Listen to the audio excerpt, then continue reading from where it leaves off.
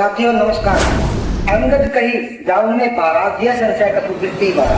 साथियों, जब सभी वानर दल माता सीता की खोज में चारों तरफ गए, उनमें से कुछ वानर दक्षिण दिशा में समुद्र के किनारे बैठकर विचार कर रहे थे कि यहाँ से लंका कैसे जाया जाए। उन वानरों में से दो वानर अति बलवान और 100 योजन समुद्र को लांघने में सक्षम थे। एक थे महाबली हनुमान और दूसरा बाली का पुत्र अंगद। जब बातचीत होने लगी कि समुद्र लांघ कर कौन जाएगा, तो वहाँ अंगद जी कहते हैं कि अंगद कहीं जाऊं में पारा यह संशय कटुवृत्ति वाला। इस चौपाई का क्या अर्थ है और अंगद को क्या संशय था, यही विषय है हमारी आज की इस वीडियो का। अतः आपसे प्रार्थना है कि इस वीडियो को पूरी देखना। अगर पसंद आए तो लाइक कर देना, अगर चैनल को सब्सक्राइब नहीं किया तो कर लेना, ताकि ऐसी ही और भी आने वाली सभी वीडियो आपको सबसे पहले मिल सके।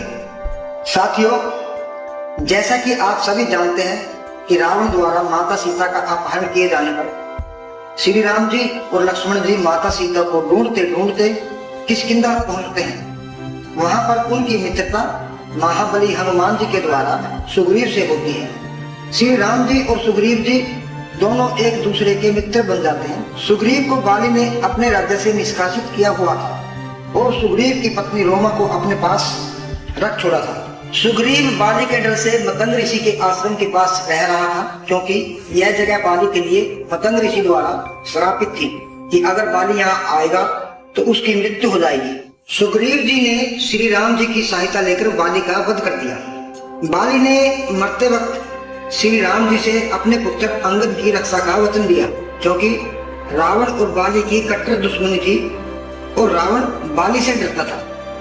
इसलिए उसको भय था कि कहीं अपनी दुश्मनी का बदला लेने के लिए रावण मेरे पुत्र अंगद का वध ना कर दे। बाली की मृत्यु के बाद सुग्रीव किष्किंधा का राजा बन जाता है। हनुमान जी और अंगद जी सुग्रीव की सेवा में नियुक्त हो जाते हैं। सभी वानर दल महाराज सुग्रीव और श्री राम लक्ष्मण जी आपस में विचार विमर्श करते हैं कि आखिर सीता माता को कहाँ खोजा जाए, क्योंकि ये तो मालूम हो गया था कि माता सीता का अपहरण रावण के द्वारा किया गया है, पर यह नहीं मालूम था कि माता सीता को रावण ने कहाँ रखा हुआ है, क्योंकि रावण सब जगह घूमता रहता था। इसलिए महाराज सुग्रीव ने अपने गुप्तचर चारों दिशाओं में माता सीता की खोज में भेज दिए। 5 महाबली योद्धा हनुमान, अंगद, जामवंत, नल और नील ये दक्षिण में लंका की ओर भेज दिए गए। वहां समुद्र के किनारे पहुंचकर आगे पूरा समुद्र था और समुद्र के इस छोर से लंका 100 योजन दूर थी। वहां वो आपस में विचार करने लगे कि 100 योजन समुद्र को कैसे लांघा जाए, किसमें है इतनी शक्ति। हनुमान जी तो एक श्राप की वजह से अपनी शक्ति को भूले हुए थे और हनुमान जी के बाद अंगद को छोड़कर किसी और में इस समुद्र को लांघने की ताकत नहीं थी। अंगद जी कहने लगे कि मैं एक छलांग से इस समुद्र को पार कर सकता हूँ, परंतु मुझे वापस आने पर संदेह है। सभी आश्चर्य से अंगद की ओर देखने लगे और कहने लगे कि अंगद जी, आपको वापस आने में क्या संदेह है? कृपा करके हमें स्पष्ट बताइए और हमारे संदेह का निवारण करें कि आपको क्या संशय है, क्या संदेह है। तो अंगद जी कहते हैं कि युद्ध की कला और पुण्य की कला मैंने अपने पिता से ही सीखी है। जब मैं आश्रम में शिक्षा ग्रहण कर रहा था तो उस समय मेरे पिता की दोस्ती रावण के साथ थी। मैं और रावण का छोटा पुत्र अक्षय कुमार, हम दोनों एक ही आश्रम में साथ साथ पढ़ते थे। हमारी दोनों की शिक्षा एक ही गुरु के द्वारा हुई। बचपन में मैं थोड़ा शरारती था और बल में मैं अक्षय कुमार से कहीं ज्यादा बलवान था। मैं बचपन में छोटी छोटी शरारतें किया करता था और बातों ही बातों में अक्षय कुमार को मारपीट कर देता था, लड़ाई झगड़ा हो जाता था। कई बार तो मैंने अक्षय कुमार को इतनी जोर के थप्पड़ मारे कि वो बेहोश हो जाता था। वो मेरी शिकायत लेकर गुरुजी के पास जाता था और गुरुजी मुझे डांटते थे, धमकाते थे और समझाते थे।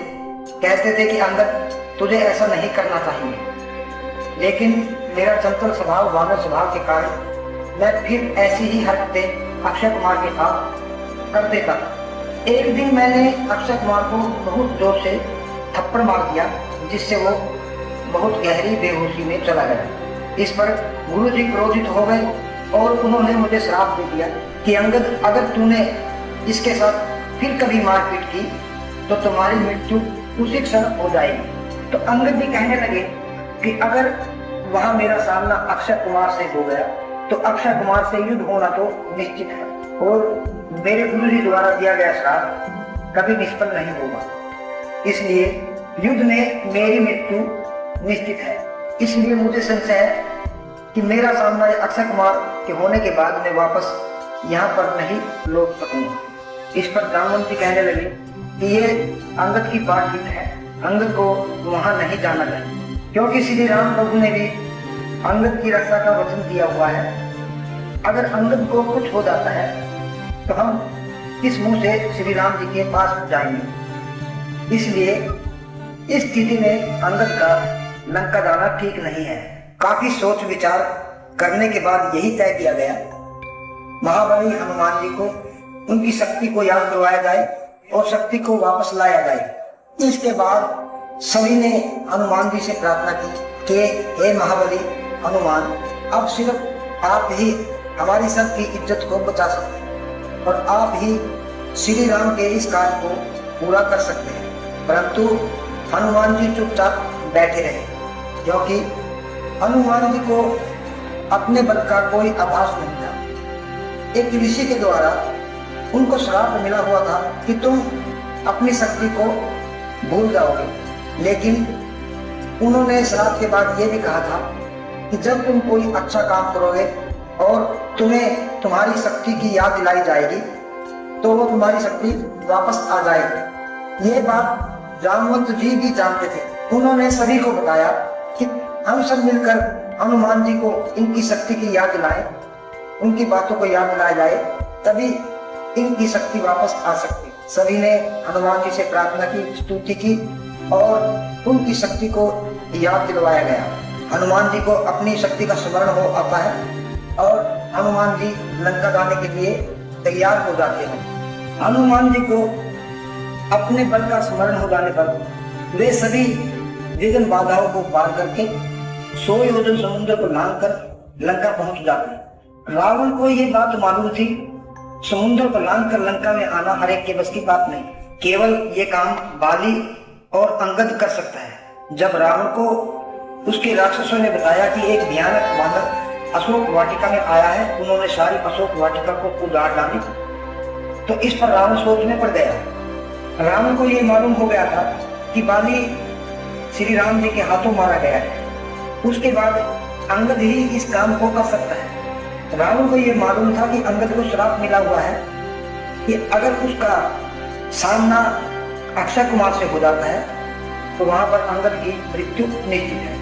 इसी आशय से रावण ने अक्षय कुमार को अशोक वाटिका में भेजा, लेकिन वहां अंगद नहीं थे, महाबली हनुमान जी थे। तो महाबली हनुमान जी जानते थे कि युद्ध तो होना निश्चित है और युद्ध में भी हनुमान जी को डर था कि अगर अक्षय कुमार और अंगद का युद्ध होता है तो अंगद की मृत्यु श्राप के कारण निश्चित है। इसलिए हनुमान जी ने अक्षय कुमार का वध कर दिया और अंगद के रास्ते का कांटा हमेशा के लिए साफ कर दिया।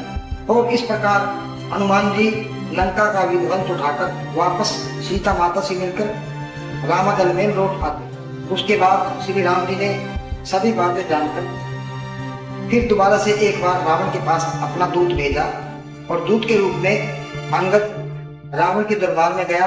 वहां किस प्रकार अपना पैर जमाकर अपने बल का रावण को आभास कराया और रावण के गर्व को चूर करके वापस रामादल में आ गए। तो साथियों, ये थी अंगद की लंका में पहले ना जाने की वजह। आप इस वीडियो को जरूर देखना और पसंद आए तो कृपया लाइक कर लेना।